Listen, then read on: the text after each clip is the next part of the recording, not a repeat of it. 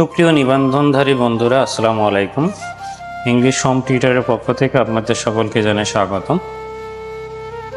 পঞ্চম গণবিজ্ঞপ্তি প্রকাশিত হয়েছে এবং পঞ্চম গণবিজ্ঞপ্তিতে আবেদন করার সময় ডিএসএইসি, ডিএমই, ডিটিই, ডিএইসি, ডিটিই, ডিএমই, ডিটিই সম্পর্কে সম্যক ধারণা না থাকার কারণে আপনারা নানাবিধ সমস্যার সম্মুখীন হচ্ছেন। এজন্য আপনাদের সমস্যাটাকে সমাধান করার জন্য আজ আমার এই ছোট্ট প্রয়াস। চলুন আমরা একটু দেখে নিই এগুলার আসলে মানে কি।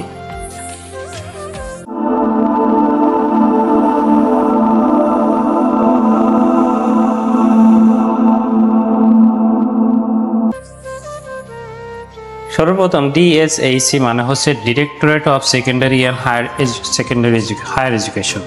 বাংলায় আসে মাধ্যমিক ও উচ্চশিক্ষা অধিদপ্তর। এই অধিদপ্তরের আন্ডারে রয়েছে সাধারণ জুনিয়র স্কুল, মাধ্যমিক স্কুল, উচ্চ মাধ্যমিক স্কুল ও কলেজ। এবং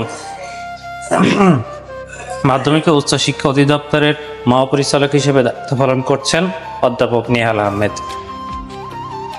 এরপরে আছে ডিএমই। ডিএমই এর পূর্ণরূপ হচ্ছে ডিরেক্টরেট অফ মাদ্রাসা এডুকেশন, অর্থাৎ মাদ্রাসা শিক্ষা অধিদপ্তর। এই শিক্ষা অধিদপ্তরের আন্ডারে রয়েছে সাধারণ মাদ্রাসা শিক্ষা প্রতিষ্ঠান দাখিল, আলিম, ফাজিল এবং কামিল পর্যন্ত। মহাপরিচালকের দায়িত্বে রয়েছেন জনাব হাবিবুর রহমান। এরপরে আসি DTE, directorate of technical education, অর্থাৎ কারিগরি শিক্ষা অধিদপ্তর। এই অধিদপ্তরের অধীনে রয়েছে বাংলাদেশে প্রচলিত সাধারণ কারিগরি যে শিক্ষা প্রতিষ্ঠানগুলো রয়েছে সেগুলো।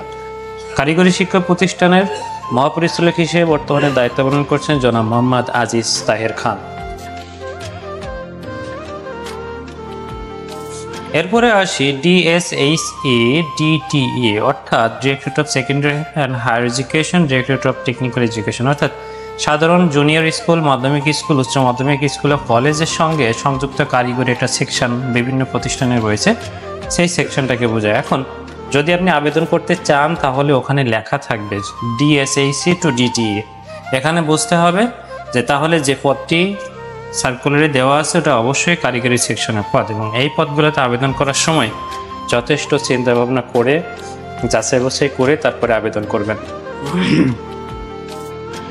এরপর আসি ডিএমই, ডিটিই, বাংলাদেশের সাধারণ যে মাদ্রাসা শিক্ষা প্রতিষ্ঠান রয়েছে দাখিল, আলিম, ফাজিল এবং কামিল পর্যন্ত, এর সাথেও কিছু কিছু সংযুক্ত কারিগরি শিক্ষা প্রতিষ্ঠান সেকশন রয়েছে। সুতরাং যখনই আপনি দেখতে পাবেন ডিএমই টু ডিটিই লেখা রয়েছে, সেখানে আপনি বুঝবেন যে এই মাদ্রাসার সাথে সংযুক্ত কারিগরি শিক্ষা প্রতিষ্ঠান রয়েছে এবং সেই পদটি কারিগরি পদ। সুতরাং এখানেও আপনাকে যথেষ্ট সাবধানতা অবলম্বন করতে হবে। এই ছিল আজকের মতো। আশা করি আপনারা উপকৃত হয়েছেন। আর যদি কোনো সমস্যা হয় তাহলে আমাকে জানাবেন। এছাড়া আপনাদের নিয়মিত যদি কোনো সমস্যার সম্মুখীন হয় আবেদন করতে গিয়ে আমার সাথে যোগাযোগ করবেন। আমি ইনশাআল্লাহ সমাধান দেওয়ার চেষ্টা করব।